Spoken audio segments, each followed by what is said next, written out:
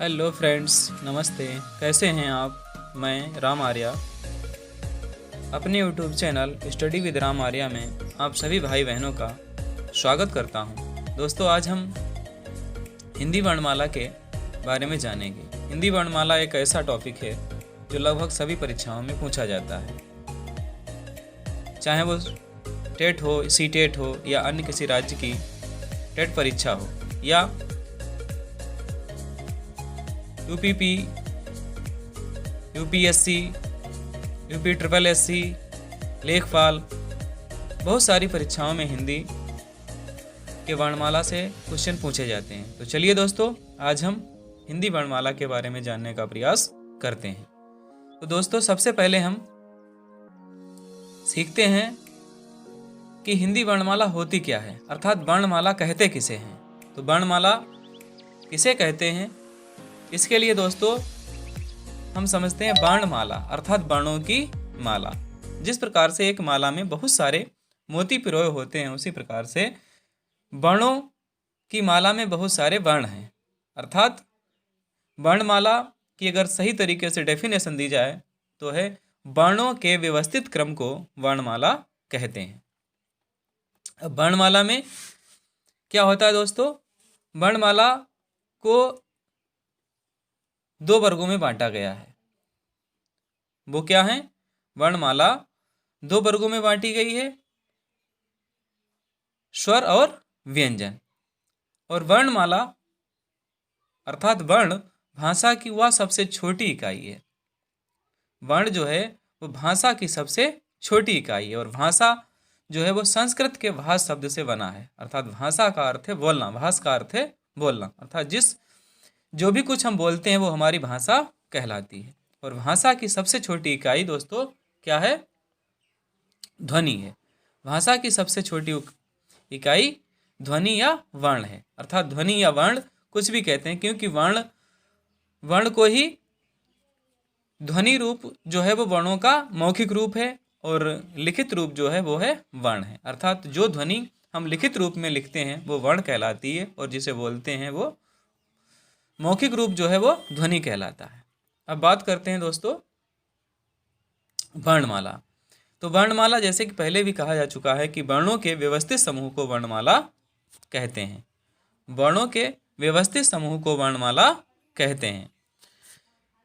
तो डेफिनेशन हमारी हुई, वर्णों के व्यवस्थित समूह को वर्णमाला कहते हैं। उच्चारण और प्रयोग के आधार पर हिंदी वर्णमाला के दो भेद हैं। उच्चारण और प्रयोग के आधार पर हिंदी वर्णमाला के दो भेद, स्वर और व्यंजन।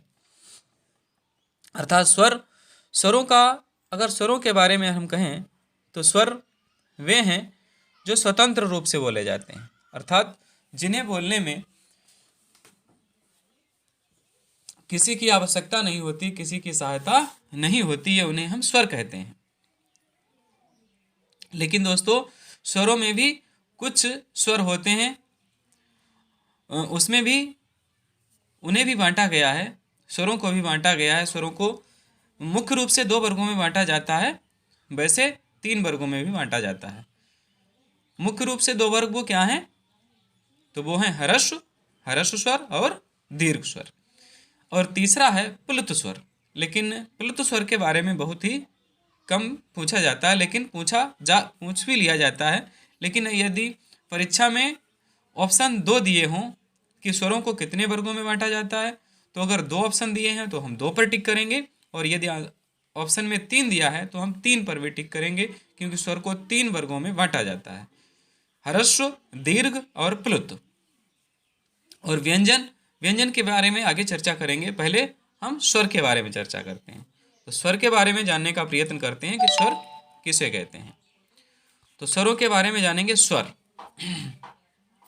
जैसा कि पहले देखा है हमने कि स्वर जिन वर्णों का उच्चारण स्वतंत्र रूप से बिना किसी दूसरे अक्षर की सहायता से होता है उन वर्णों को स्वर कहते हैं। जिन वर्णों का उच्चारण स्वतंत्र रूप से बिना किसी दूसरे अक्षर की सहायता से होता है उन वर्णों को स्वर कहते हैं। और हिंदी में कितने स्वर हैं दोस्तों? हिंदी में 11 स्वर हैं। हिंदी में 11 स्वर हैं। अ, आ, इ, ऊ, ऋ, ए, आए, ओ, आओ। और दोस्तों वैसे कहा जाता है कि स्वर 13 हैं, तो 13 नहीं, अंग और आहा जो है वो अनुस्वार हैं, उन्हें हम बोलते हैं अयोगवाह, उन्हें अयोगवाह बोलते हैं। और अंग जो है वो अनुस्वार है और आहा विसर्ग है, अर्थात अनुस्वार एवं विसर्ग को अयोगवाह भी कहते हैं। अनुस्वार और विसर्ग को अयोगवाह भी कहा जाता है, इन्हें अयोगवाह भी के नाम से भी जाना जाता है। तो दोस्तों स्वर के बारे में हमने पढ़ा अभी कि स्वर कितने हैं, 11 हैं। और उसमें आ, ई, उ, ऋ, ए, आए, ओ, आओ, ये 11 स्वर हैं। और अनुस्वार, अंग, विसर्ग, आहा और इन दोनों को अयोगवाह के नाम से भी जाना जाता है। चलिए दोस्तों आगे बढ़ते हैं। और स्वरों का वर्गीकरण, अर्थात स्वरों का वर्गीकरण कितने भागों में किया गया है। बात करते हैं स्वरों के वर्गीकरण के बारे में। तो स्वरों का वर्गीकरण मात्रा या उच्चारण के आधार पर स्वरों का वर्गीकरण। तो मात्रा और उच्चारण के आधार पर स्वरों का वर्गीकरण कितने भागों में हुआ है ये देखते हैं। ह्रस्व स्वर पहला आता है, ह्रस्व स्वर, जैसा कि पीछे अभी हमने बताया भी है कि इन्हें 3 वर्गों में बांटा गया, इन्हें तीन वर्गीकरण किए गए हैं इनके, ह्रस्व स्वर, दीर्घ स्वर और प्लुत स्वर। तो ह्रस्व स्वर जिन स्वरों के उच्चारण में कम से कम अर्थात एक मात्रा का समय लगता है उन स्वरों को ह्रस्व स्वर कहते हैं, अर्थात जिन्हें कम समय में हम बोल सकते हैं, अर्थात जिन्हें बोलने में हमें कम समय लगता है उन्हें ह्रस्व स्वर कहते हैं। जैसे अ, ई, उ, ऋ, ये 4 स्वर हैं, इनको बोलने में हमें कम समय लगता है, इसलिए इन्हें ह्रस्व स्वर कहते हैं। अब बात करते हैं दोस्तों दीर्घ स्वर की। तो दीर्घ स्वरों के बारे में बात करें तो जिन स्वरों के उच्चारण में ह्रस्व स्वर से अधिक अर्थात 2 मात्रा का समय लगता है उन्हें दीर्घ स्वर कहते हैं। तो दीर्घ स्वर जिन स्वरों के उच्चारण में ह्रस्व स्वर से अधिक अर्थात 2 मात्रा का समय लगता है, अर्थात जितने समय में हम ह्रस्व स्वर का उच्चारण करते हैं उससे 2 गुने समय में हमें दीर्घ स्वर का उच्चारण करना पड़ता है। जैसे हम कहें अ और फिर हम बोले आ, ई, उ, ए, आए, ओ, आओ। और इन स्वरों को दोस्तों दीर्घ स्वर में जो भी स्वर हैं इन्हें बोलने में हमें 2 गुना समय लगता है, इसलिए इन्हें हम दीर्घ स्वर कहते हैं, अर्थात दीर्घ मीन्स लंबा समय जिसमें हमें लगता है उन्हें हम दीर्घ स्वर कहते हैं। तो आ, ई, उ, ए, आए, ओ, आओ, ये क्या है दोस्तों, ये हैं दीर्घ स्वर। चलिए दोस्तों आगे बढ़ते हैं। अब बात करते हैं प्लुत स्वर के बारे में। प्लुत स्वर कौन से हैं? प्लुत स्वर के बारे में बात करें तो प्लुत स्वर जिन स्वरों के उच्चारण में दीर्घ स्वर से भी अधिक या ह्रस्व स्वर से 3 गुना समय अर्थात 3 मात्रा का समय लगता है उन्हें प्लुत स्वर कहते हैं। इसका प्रयोग किसी को पुकारने में किया जाता है। जैसे इसमें देखिए रा बना है और अंत में मा बना है, अर्थात रा के बाद में ये प्लुत का निशान लगा हुआ है, अर्थात प्लुत का निशान कहने का तात्पर्य ये 3 का मतलब होता है 3, अर्थात रा को हमने 3 गुनी देर में बोला, जैसे राम, ओम। तो इस तरीके से ओम जब हम लिखते हैं तो ओम को लिखते हैं दोस्तों ओ, और फिर इसके बीच में एक निशान होता है इस तरीके का और फिर ऐसे लिखा होता है। तो ओम अर्थात ओ को ये 3 क्यों बने होते हैं, 3 का मतलब होता है ओ को 3 गुना समय में बोला जाता है, ओ को 3 गुना समय में बोला जाता है। ओम, वैसे हम ओ एक ही बार में कह देते हैं, लेकिन जब 3 बन जाते हैं तो इसका मतलब ये हो जाता है कि ओ को हम 3 गुना समय बोलते हैं, ओम। तो ये प्लुत अर्थात प्लुत स्वर वो होते हैं जिन्हें बोलने में हमें दीर्घ स्वर से भी ज़्यादा समय लगता है और ह्रस्व स्वर से 3 गुना समय लगता है दोस्तों। तो ये तो हुआ स्वरों का वर्गीकरण की स्वरों को कितने वर्गों में बांटा गया है, ह्रस्व स्वर, दीर्घ स्वर और प्लुत स्वर।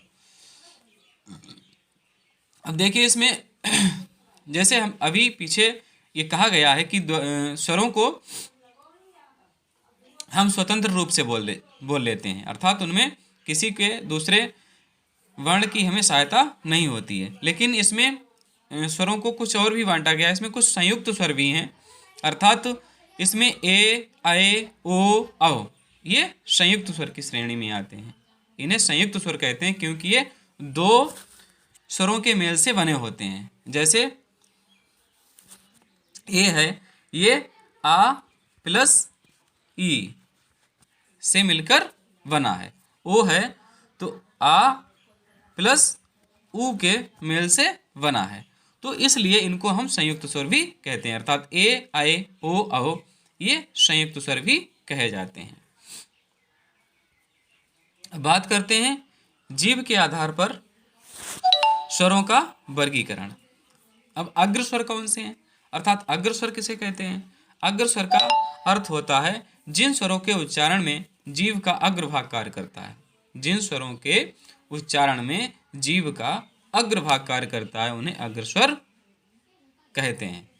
जैसे ई, ए, ऐ, अर्थात यहाँ पर जीभ जो है उसका अगला सिरा थोड़ा सा हिलता है और कहीं पर भी जीभ में कोई हलचल नहीं होती। जैसे हम कहें ई,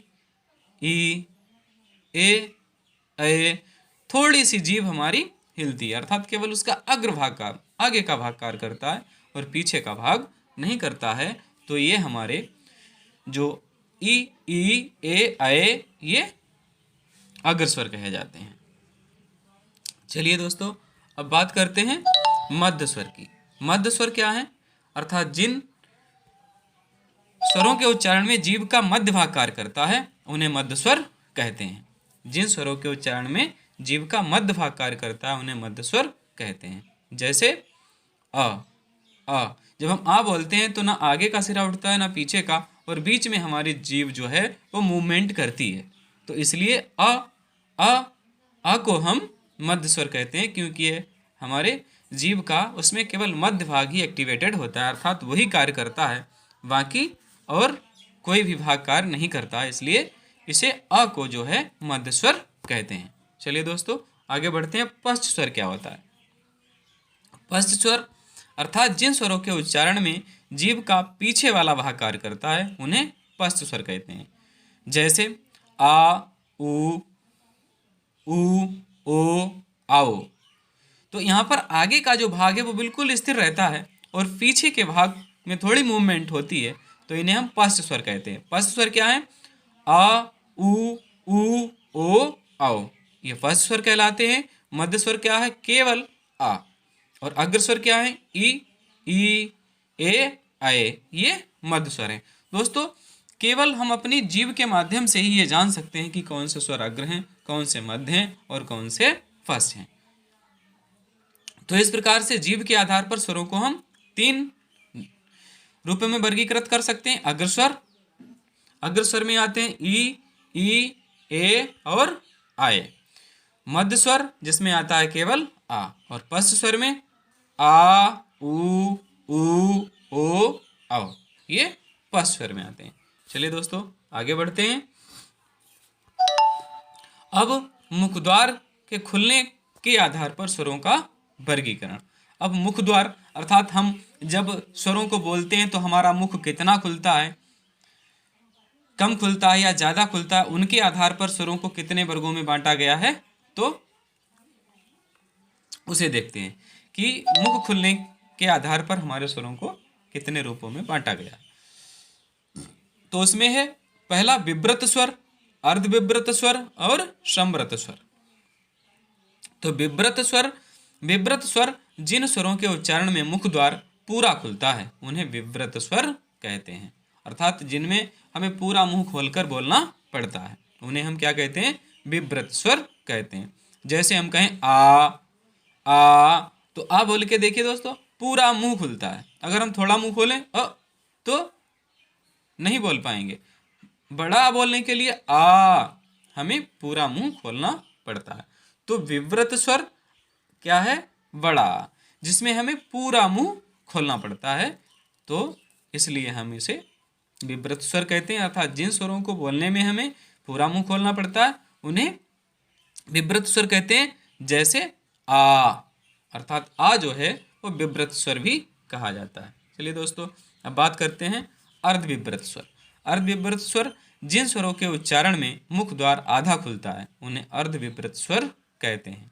जैसे अ, ए, आ, ए, अर्थात आ और ए बोलते समय हमें मुख पूरा नहीं खोलना पड़ता है, हमारा मुंह पूरा नहीं खुलता है, इसलिए इन्हें अर्ध विब्रत स्वर कहते हैं। तो अर्ध विब्रत स्वर के बारे में समझ लिया दोस्तों कि आ और ए, क्योंकि इन्हें बोलने में हमें पूरा मुंह खोलना नहीं पड़ता है, इसलिए ये अर्ध विब्रत स्वर हैं। अब आगे चलते हैं दोस्तों, समृत स्वर। समृत स्वर क्या है? ये तो बात हुई अभी विब्रत स्वर और अर्ध विब्रत स्वर। यानी विब्रत स्वर वे स्वर जिन्हें बोलने में हमें पूरा मुंह खोलना पड़ता है, विब्रत स्वर कहलाते हैं। और अर्ध विब्रत स्वर जिन्हें बोलने में हमें, जिनका उच्चारण करने में हमें आधा मुंह खोलना पड़ता है, केवल हमारा आधा मुंह खुलता है, उन्हें हम विब्रत स्वर कहते हैं। अब बात करते हैं दोस्तों समृत स्वर और अर्ध समृत स्वर। समृत स्वर क्या है दोस्तों? चलिए देखते हैं। जिन स्वरों के उच्चारण में मुख द्वार कम खुलता है अर्थात लगभग बंद रहता है उन्हें समृत स्वर कहते हैं।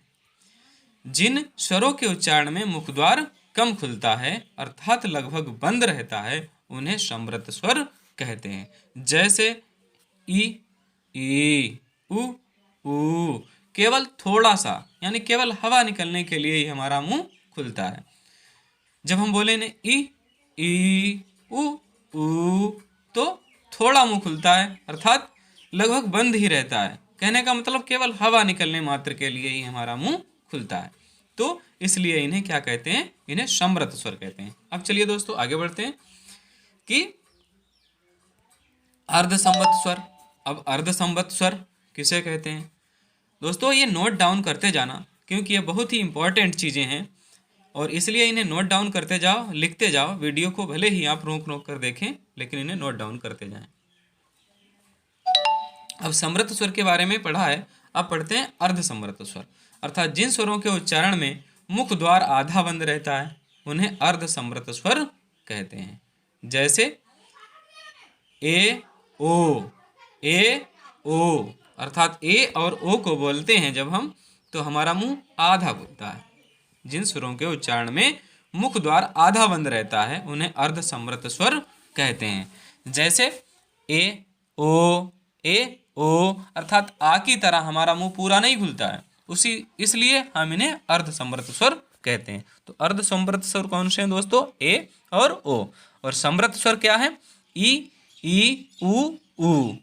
तो ठीक है दोस्तों, समृत स्वर और अर्धसमृत स्वर। अब आगे बढ़ते हैं कि ओंठों के आधार पर हमारे स्वरों का क्या वर्गीकरण किया गया है। अर्थात ओंठों के आधार पर स्वरों को कितने वर्गों में बांटा गया है। अब ओंठों के आधार पर स्वरों को दो भागों में बांटा गया है, वृत्ताकार स्वर और अर्धवृत्ताकार स्वर। अब वृत्ताकार स्वर क्या है? वृत्ताकार स्वर क्या है? जिन स्वरों के उच्चारण में ओंठों का आकार गोल हो जाता है उन स्वरों को वृत्ताकार स्वर कहते हैं। अर्थात वृत्त का मतलब यानी वृत्त बन जाता है, गोला बन जाता है। जिन स्वरों को बोलने में हमारे होंठ बिल्कुल गोल हो जाते हैं, एक गोल आकार के हो जाते हैं, उन्हें हम वृत्ताकार स्वर कहते हैं। तो अब देखो कौन कौन से हैं वो? उ, ओ, आओ। ऊ कहो तो जब हम ऊ कहते हैं तो हमारे होंठ बिल्कुल गोल हो जाते हैं, ऊ, ओ, आओ। तो इनमें क्या है? वृत्ताकार स्वर। अर्थात जिन स्वरों के उच्चारण में होठों का आकार बिल्कुल गोल हो जाता है उन स्वरों को वृत्ताकार स्वर कहते हैं। अर्थात एक घेरा बना देते हैं तो ये वृत्ताकार स्वर कहलाते हैं। अब बात करते हैं अर्धवृत्ताकार की। अवृत्ताकार। अवृत्ताकार मतलब यानी वृत्ताकार नहीं होता, जिसे अर्धवृत्ताकार कह सकते हैं। यानी अवृत्ताकार आ लग गया तो जिनमें वृत्ताकार नहीं बनता है, अर्थात वृत्ताकार का उल्टा। जिन स्वरों के उच्चारण में ओठों का आकार गोल नहीं होता उन्हें अवृत्ताकार स्वर कहते हैं। अब अवृत्ताकार स्वर कौन कौन से हैं देखते हैं।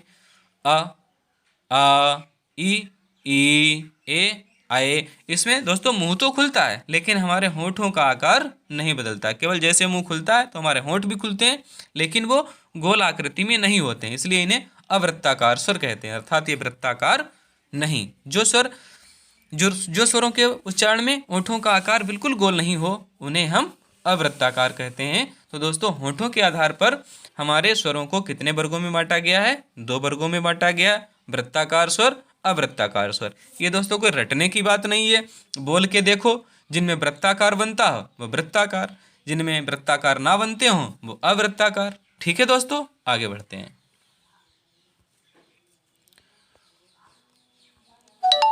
अब हवा के नाक व मुंह से निकलने के आधार पर स्वरों का वर्गीकरण। अब हवा जब हमारे मुंह से निकलती है व नाक से निकलती है, यानी जब हम बोलते हैं तो कुछ हवा नाक से निकलती है और कुछ हवा मुंह से निकलती है। कुछ स्वर बोलते हैं तो केवल मुंह से ही हवा निकलती है और कुछ स्वर बोलते हैं तो उनमें थोड़ी बहुत हवा नाक से भी निकलती है। तो अब उनके आधार पर कितने वर्गों में बांटा गया है दोस्तों? तो इस आधार पर भी हमारे स्वरों को 2 वर्गों में बांटा गया है, निरनुनासिक स्वर और अनुनासिक स्वर। तो समझते हैं दोस्तों कि निरनुनासिक स्वर क्या है। अर्थात जिन स्वरों के उच्चारण में हवा केवल मुंह से निकलती है उन स्वरों को निरनुनासिक स्वर कहते हैं। अर्थात जिन स्वरों के उच्चारण में हवा जो है वो कहाँ से निकलती है? मुंह से निकलती है। उन स्वरों को निरनुनासिक स्वर कहते हैं। जैसे आ, ई। इसमें नाक का कोई भी महत्व नहीं है, अर्थात इसमें नाक का कोई रोल नहीं है, नाक से हवा नहीं निकलती, केवल हम मुंह से ही इन शब्दों को, इन अक्षरों को बोल सकते हैं। आ, ई। तो ये दोस्तों कैसे हुए? निरनुनासिक हुए। अब अनुनुनासिक स्वर क्या होते हैं? अनुनासिक स्वर क्या होते हैं? जिन स्वरों के उच्चारण में हवा मुंह के साथ साथ नाक से भी निकलती है उन स्वरों को हम क्या कहते हैं? उन्हें अनुनासिक स्वर कहते हैं। अर्थात जिन स्वरों के उच्चारण में हवा मुंह के साथ साथ नाक से भी निकलती है उन्हें अनुनासिक स्वर भी कहते हैं। अब दोस्तों इसमें आ, ई को छोड़ दो, बाकी सारे स्वर जो हैं वो अनुनासिक में आ जाते हैं। ठीक है दोस्तों, आगे बढ़ते हैं। यहाँ तक समझ में आया होगा, आशा करते हैं आपको। आगे बढ़ने के साथ अब पढ़ते हैं घोषत्व के आधार पर स्वरों का वर्गीकरण। घोष क्या होता है? घोष का अर्थ होता है सांस में कंपन होना। दोस्तों घोष का अर्थ क्या होता है? घोष का अर्थ होता है सांस में कंपन होना। अर्थात सांस जो होती है हमारी वो थोड़ी कांपती है दोस्तों। सांस में कंपन हो जाता है। घोषत्व के आधार पर स्वरों का वर्गीकरण। अर्थात घोष का अर्थ होता है सांस में कंपन होना और सभी स्वर सघोष ध्वनियाँ होती हैं। सभी स्वर सघोष ध्वनियाँ होती हैं। अर्थात सभी स्वरों में जो है ये कैसी ध्वनियाँ हैं? सघोष। अर्थात आगे जब हम वर्ण पढ़ेंगे, व्यंजनों के बारे में पढ़ेंगे तो वहाँ पर हमें सघोष और अघोष पढ़ने को मिलेगा, सीखने को मिलेगा। तो यहाँ पर केवल हम जो भी स्वर आते हैं वो सभी सघोष ध्वनियों में आते हैं, अर्थात वो सघोष ध्वनियाँ होते हैं। तो सभी स्वर सघोष हैं। ठीक है दोस्तों, आगे बढ़ते हैं। अब प्राणत्व के आधार पर स्वरों का वर्गीकरण। प्राणत्व के आधार पर स्वरों का वर्गीकरण। अब प्राण का अर्थ क्या होता है? हवा। अर्थात प्राण तो हमारे हवा, ऑक्सीजन पर ही निर्भर है, क्योंकि अगर हमारी हवा बंद हो जाए, अर्थात हम अगर सांस लेना बंद कर दें तो हमारे प्राण नहीं है। तो प्राण का मतलब होता ही है हवा, अर्थात हवा ही हमारा प्राण है। तो आगे बढ़ते हैं और समझते हैं कि प्राणत्व के आधार पर हमारे स्वरों का वर्गीकरण कितने वर्गों में किया गया है। तो देखिए दोस्तों, प्राणत्व के आधार पर स्वरों का वर्णन। प्राण का अर्थ होता है हवा और सभी स्वर अल्प प्राण होते हैं, अर्थात उनके उच्चारण में मुख से कम हवा निकलती है। आगे दोस्तों हम अल्प प्राण और महाप्राण के बारे में पढ़ेंगे। हमारे जो व्यंजन होते हैं वो अल्प प्राण और महाप्राण भी होते हैं, अर्थात उनमें कुछ अल्प प्राण होते हैं, कुछ महाप्राण होते हैं। तो उसमें आगे पढ़ेंगे कि अल्प प्राण क्या होते हैं और महाप्राण क्या होते हैं। लेकिन हमारे स्वर जो हैं वो सभी क्या हैं?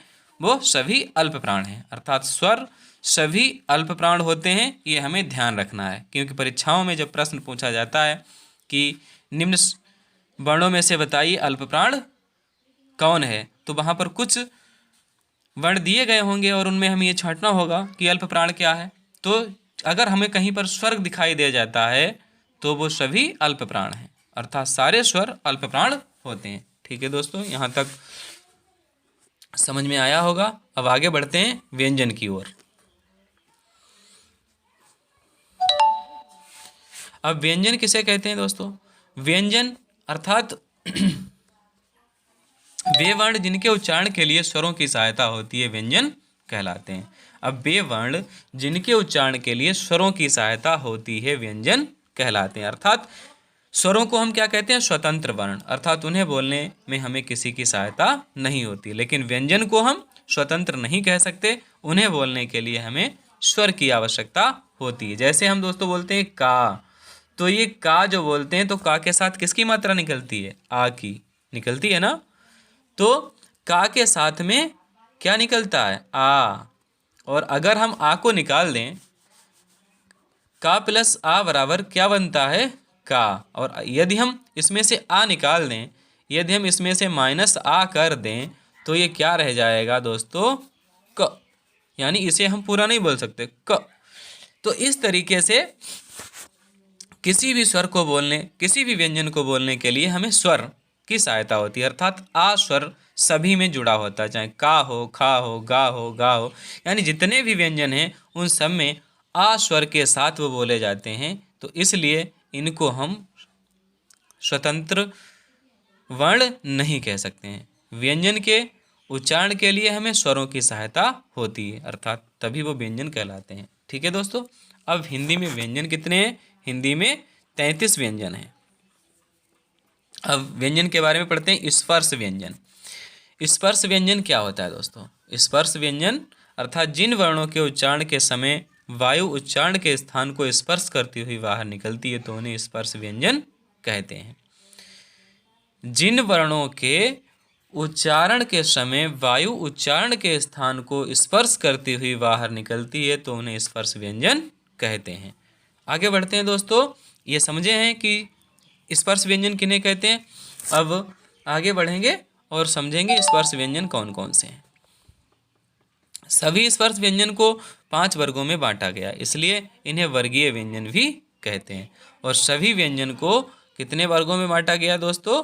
5 वर्गों में। और 5 वर्गों में वो क्या हैं? का वर्ग, चा वर्ग, टा वर्ग, ता वर्ग, पा वर्ग। अर्थात का वर्ग का खा गा घा उआ, चा वर्ग चा छा जा झइया, टा वर्ग टा ठा डा ढा, ता वर्ग ता था दा धा ना, पा वर्ग पा फा वा भा मा। अब देखिए ये स्पर्श व्यंजन भी हैं और इनके अतिरिक्त 2 और स्पर्श व्यंजन यानी 5, 5, 10, 5, 15, 5, 20, 5, 25 तो ये हो ही गए हैं। और इनके आगे और 2 हैं, तो कुल मिला के 27 व्यंजन जो होते हैं वो स्पर्श व्यंजन होते हैं। अर्थात वो हैं ड़ा और ढा। ये ड़ा और ढा इन्हें उत्क्षिप्त व्यंजन भी कहते हैं। ये मिला के सब 25 स्पर्श व्यंजन होते हैं दोस्तों। कितने? 25 ये और 2 ये, कुल मिला के 27 स्पर्श व्यंजन होते हैं। चलिए अब देखिए का वर्ग को कंठस्थ व्यंजन क्यों कहते हैं? इन्हें कंठस्थ व्यंजन क्यों कहते हैं? क्योंकि ये कंठ से बोले जाते हैं दोस्तों। कहाँ से बोले जाते हैं? कंठ से। अब का बोल के देखिए, का बोलेंगे तो का कहाँ से आवाज निकली? कंठ से। ख, ग, घ, वा, यानी तीनों आवाजें कहाँ से निकलती हैं? कंठ से निकलती हैं। तो इसलिए ये क्या है? कंठस्थ व्यंजन, कंठ व्यंजन भी कहते हैं, यानी कंठय व्यंजन भी कहते हैं इन्हें। अब चा वर्ग, चा वर्ग कहाँ से निकलता है? देखो तालव्य। तालव्य क्या होता है दोस्तों? तालव्य किसे कहते हैं? तालु, अर्थात तालव्य का मतलब तालु, जो जिनका उच्चारण स्थान तालव्य अर्थात तालु है। जैसे बोलते हैं हम च, छ, ज, झ, या। तो जो हमारे मुंह की छत है, जो जीभ के ऊपर एक छत होती है, उसके जो पीछे का भाग होता है उसे क्या कहते हैं? तालु अर्थात तालव्य। तो जब जीभ उच्चारित करते समय हमारी जीभ हमारे मुंह के यानी छत के पिछले भाग में टकराती है तो उसे हम क्या कहते हैं? तालव्य। अब बोल कर देखिए दोस्तों, जीभ कहाँ पर टक्कर देती है आप समझ जाइएगा। आपकी जीभ कहाँ पर टकरा रही है? अर्थात वो व्यंजन वही है। जैसे च, छ, ज, झ, या। तो कहाँ टकराती है? हमारी छत जो है जीभ की उसके पीछे भाग में टकराती है। तो ये क्या है? तालव्य। तो चा वर्ग तालव्य, क्योंकि ये तालु पर जब जीभ टकराती है तब बोले जाते हैं। अब देखिए टा वर्ग टा ठ ड ढ ण, ये क्या है? मूर्धन्य व्यंजन। ये क्या है दोस्तों? मूर्धन्य व्यंजन। मूर्धा कहाँ पर होती है?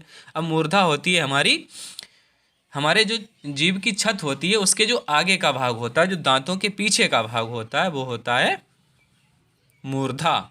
उसे बोलते हैं मूर्धा, अर्थात जो वहाँ पर से उच्चारित होते हैं उन्हें कहते हैं मूर्धन्य। अब बोल के देखिए दोस्तों, ट ठ ड ढ ण, कहाँ पर जीभ टकराती है? ट ठ ड ढ ण, यानी जीभ जो है हमारी वो हमारे मूर्धा में टकराती है। तो दोस्तों इन्हें रटने की आवश्यकता नहीं है, केवल उच्चारण करके देखिए आप कि हमारी ये मूर्धा में टकरा रहा है तो टा वर्ग है, तालु में टकरा रहा है तो चा वर्ग है, कंठ से निकल रहा है तो का वर्ग है। क्योंकि जब हम कंठ से निकलते हैं तो हमारी जीभ कोई का कार्य नहीं करती थे, बोलते हैं का ख गा घा, तो हमारी जीभ तो शांत रहती है ना, केवल आवाज कंठ से ही निकल रही है ना, बाकी ये जीभ से निकल रही है। अच्छा, अब तावर्ग के बारे में पढ़ते हैं। अब तावर्ग दंत व्यंजन। दंत किसे कहते हैं? जब इन्हें बोलने में जीभ हमारी दांतों से टकराती है। जीभ इन्हें बोलने में कहाँ से टकराती है? दांतों से। जैसे ता थ द ध न, ता थ द ध न। तो यानी इन प्रत्येक वर्ण को बोलने में हमारी जीभ जो है वो दांतों से टक्कर मार रही है, दांतों को टकरा रही है, तो हम इन्हें क्या कहेंगे? दंत व्यंजन। अर्थात जहां पर जीभ दांतों से टकराए तो दंत व्यंजन। अब देखिए दोस्तों, पावर्ग। पावर्ग कहाँ से बोला जाता है? होठों से। ओष्ठ व्यंजन इसे कहते हैं क्योंकि ये होठों से बोला जाता है। इसमें जीभ कोई कार्य नहीं करती है। अब बोलिए पा फा बा भा मा, जीभ बिल्कुल शांत है। कहाँ से बोल रहे हैं हम? होठों से। केवल होठों का कार्य है इसमें दोस्तों। तो ये क्या है? ओष्ठ व्यंजन। तो इन्हें रटने की आवश्यकता नहीं है, केवल समझने की आवश्यकता है दोस्तों। कंठ से बोले जाएं वो कंठस्थ व्यंजन। तालु में जहाँ पर जीभ हमारी टकराए तो वो तालव्य व्यंजन। मूर्धा में जब हमारी जीभ टकराए तो वो मूर्धन्य व्यंजन। दांतों में जीभ जब टकराए तो दंत व्यंजन। और जब होठों से हमें बोलना हो तो ओष्ठ व्यंजन। समझ में आया दोस्तों? आगे बढ़ते हैं, चलिए। अब देखिए अंतस्थ व्यंजन। अंतस्थ व्यंजन क्या होते हैं? अर्थात अंतस्थ व्यंजन अंतः स्थल से जिनकी आवाज़ निकल रही है। जिनकी आवाज़ कहाँ से निकलती है? अंतःकरण से। बोल के देखिए, य र ल व, य र ल व, यानी अंतःकरण से आवाज़ आ रही है, इसलिए ये क्या हैं? अंतस्थ व्यंजन। और ऊष्म व्यंजन किसे कहते हैं? ऊष्म व्यंजन वो होते हैं जिन्हें बोलने में हमें अधिक ऊष्मा की आवश्यकता होती है, अर्थात जिन्हें बोलने में हमारी ज़्यादा ऊष्मा निकलती है, ज़्यादा प्राणवायु निकलती है, उन्हें हम क्या कहते हैं? ऊष्म व्यंजन। देखिए सा सा सा ह, सा सा सा ह, ज़्यादा वायु निकलती है ना। तो बस याद करने की ये चीज़ें नहीं है, केवल समझने की चीज़ें हैं दोस्तों। ऊष्म व्यंजन जिन्हें बोलने में हमें ज़्यादा ऊष्मा अर्थात ज़्यादा वायु खर्च करनी पड़ती है वो ऊष्म व्यंजन कहलाते हैं। आगे बढ़ते हैं, संयुक्त व्यंजन। अब संयुक्त व्यंजन क्या है दोस्तों? देखते हैं संयुक्त व्यंजन क्या है। अब छ त्र ज्ञ स्र, ये छ त्र ज्ञ स्र ये क्या है? संयुक्त व्यंजन। संयुक्त कैसे? क्योंकि ये दो व्यंजनों के मेल से बने हैं। कैसे बने हैं? दो व्यंजनों के मेल से बने हैं, इसलिए ये क्या है? संयुक्त व्यंजन। जैसे छा किससे बना है? का और सा से बना है। छा किससे बना है? का और सा से बना है। त्रा किससे बना है? ता और रा से बना है। जा किससे बना है? जा और या से बना है। स्रा किससे बना है? सा और रा से बना है। दोस्तों परीक्षाओं में इस प्रकार के प्रश्न पूछे जाते हैं। ऑप्शन में ऊपर दिया होता है छा किन वर्णों के मेल से बना है, तो नीचे ऑप्शन में दिया गया होगा कई सारे शब्दों के मेल से दिए गए होंगे, यानी कई वर्णों के मेल से दिए होंगे। अगर आपको पता है का और प्लस सा से छा बना है तो आप उसे आसानी से देख सकते हैं। तो दोस्तों इसे ध्यान से समझ लेना कि का किससे छा किससे बना है, ज्ञा किससे बना है, सरा किससे बना है, त्रा किससे बना है। ठीक है दोस्तों, आगे बढ़ते हैं।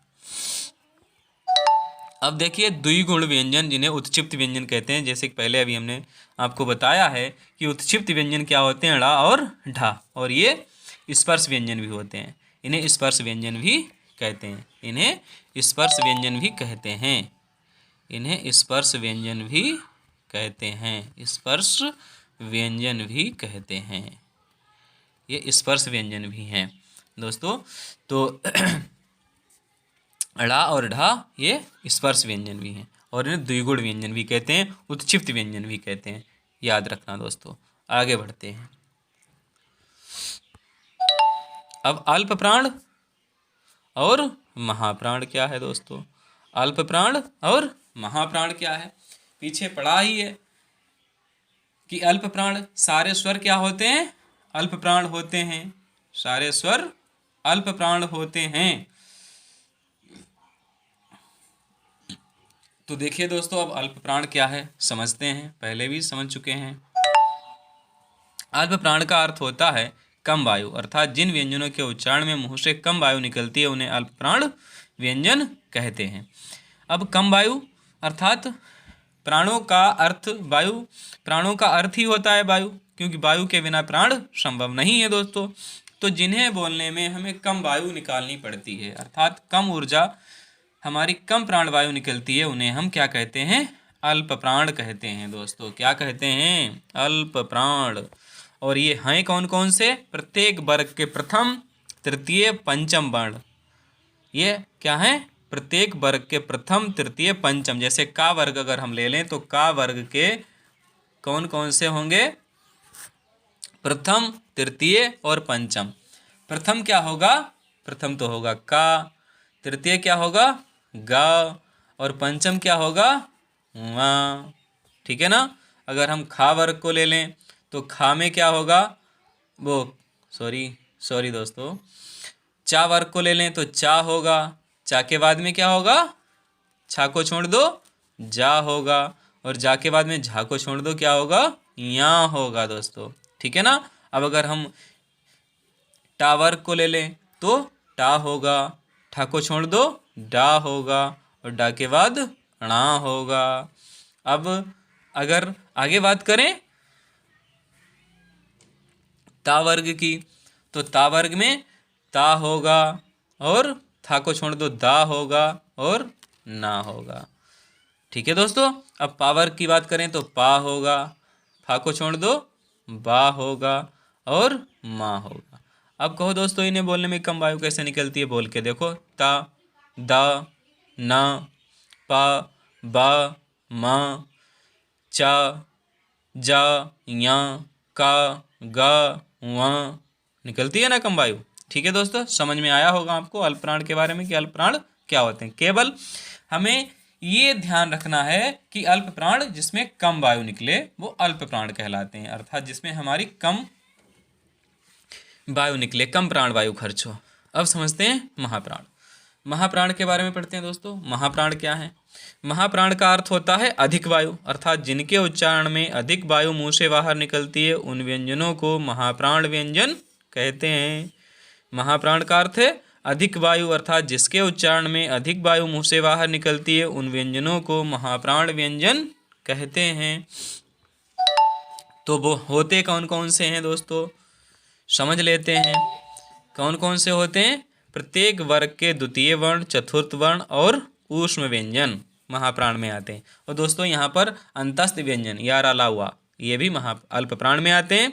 और ऊष्म व्यंजन सा, सा, हा ये महाप्राण में आते हैं, अर्थात द्वितीय वर्ण, चतुर्थ वर्ण। अब द्वितीय यानी प्रत्येक वर्ग, का वर्ग का दूसरा खा, का वर्ग का दूसरा खा, और चतुर्थ घा। बोल के देखो, का बोलने में हमें कम समय लगता है, यानी कम वायु निकलती है। का, खा, का, खा, ग, घा निकलती है ना। अब अगर हम दूसरे तरफ चले जाएं यानी चा वर्ग में जाएं तो चा, अल्प प्राण। छा, जा, झा, अर्थात झा को बोलने में हमें ज्यादा वायु लगती है, यानी जा।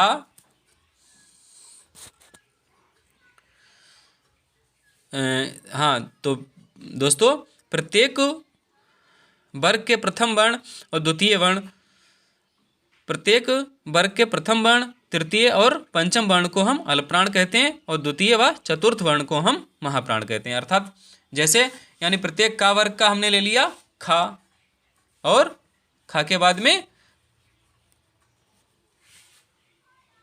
घा, और उसका ले लिया हमने छा और झा, ठीक है ना।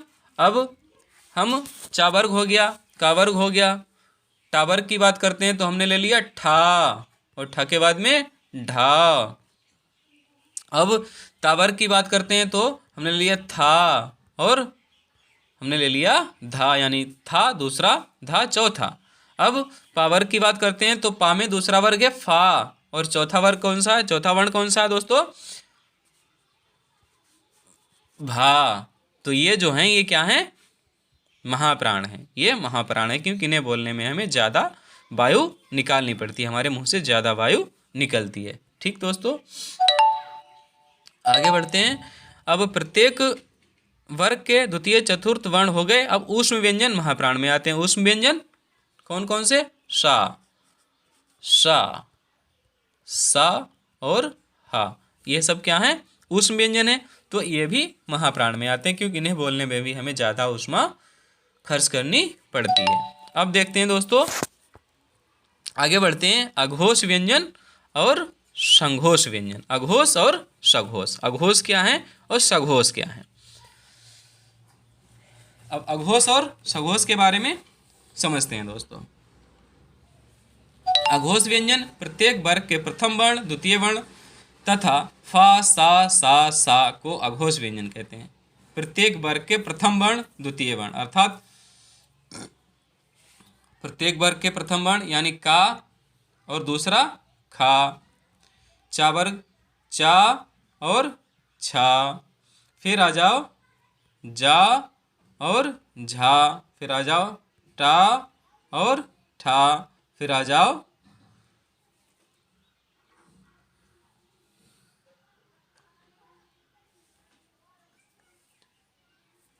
सॉरी दोस्तों, ये जा लिख दिया। प्रत्येक वर्ण का यानी पहला और दूसरा, यानी का खा, फिर चा छा, फिर टा ठा, फिर ता था और पा फा, ये क्या है, पा और फा, ये क्या है, ये अघोष व्यंजन है। अर्थात यानी प्रत्येक वर्ग के प्रथम वर्ण और द्वितीय वर्ण और फिर इसके बाद में फा, सा, ये अघोष व्यंजन कहलाते हैं दोस्तों। ठीक है, अघोष व्यंजन के बारे में आप समझ गए होंगे। आगे बढ़ते हैं सघोष व्यंजन के बारे में। अब सघोष व्यंजन क्या है, प्रत्येक वर्ग के तृतीय वर्ण, चतुर्थ वर्ण और पंचम वर्ण और द्विगुण व्यंजन तथा अंतस्थ व्यंजन सघोष व्यंजन में आते हैं। प्रत्येक वर्ग के तृतीय वर्ण, चतुर्थ वर्ण, पंचम वर्ण, अर्थात प्रत्येक वर्ग के हम पहले और दूसरे अक्षर को छोड़ देते हैं, बाकी सभी अक्षर क्या हैं, वो सघोष व्यंजन। जैसे का और खा को छोड़ दो, गा, घा और उआ, फिर चा छा को छोड़ दो, जा, झा और या। अब टा और ठा को छोड़ दो, डा, ढा और णा। अब ता और था को छोड़ दो, दा, धा और ना। अब पा और फा को छोड़ दो, वा, पा और फा को छोड़ दो, बा, भा और माँ। ये क्या है, ये यानी पांचों वर्णों के ये जो हैं सघोष व्यंजन है, ये सघोष व्यंजन है। अब द्विगुण व्यंजन, द्विगुण व्यंजन कौन से हैं, वही उत्क्षिप्त व्यंजन ड़ा और ढा। कौन से, ड़ा और ढा, ये उत्क्षिप्त भी कहे जाते हैं, द्विगुण व्यंजन भी कहे जाते हैं।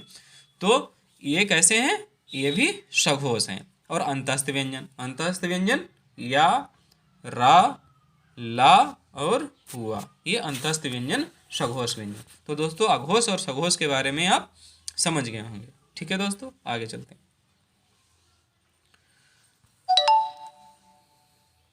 अब दोस्तों ये हमारी वर्णमाला यहीं पे समाप्त होती है दोस्तों। अब आपको बहुत ही अच्छी तरीके से समझ में आया होगा, आपने बहुत ही अच्छे तरीके से समझा होगा इसके बारे में। अब दोस्तों अगर आप हमारा वीडियो अच्छा लगा हो तो इसे अपने दोस्तों में शेयर करें दोस्तों, और हमारे channel study with Ram Arya को सब्सक्राइब करें और उसे अपने दोस्तों में शेयर करें। हमारा वीडियो आपको कैसा लगा कमेंट बॉक्स में हमें लिखकर ज़रूर भेजें। ये हमारा पहला वीडियो था, आपको आशा करते हैं अच्छा लगा होगा। तो ज़रूर दोस्तों हमें अपने कमेंट बॉक्स में लिखकर बताएं कि आपको हमारा वीडियो कैसा लगा, और अपने दोस्तों में हमारे चैनल को शेयर ज़रूर करें। हमारे चैनल को सब्सक्राइब करें, बेल आइकन दबाएं, जिससे कि हम अगले वीडियो डालें तो आपको उसका नोटिफिकेशन मिलता रहे। और दोस्तों ये मेरा पहला वीडियो है, आगे मैं आपको मैथ के वीडियो भी प्रोवाइड कराऊंगा, जनरल इंग्लिश के वीडियो भी प्रोवाइड कराऊंगा, और जनरल नॉलेज से संबंधित वीडियो भी अपलोड कराऊंगा। ठीक है दोस्तों, धन्यवाद, नमस्ते, जय हिंद।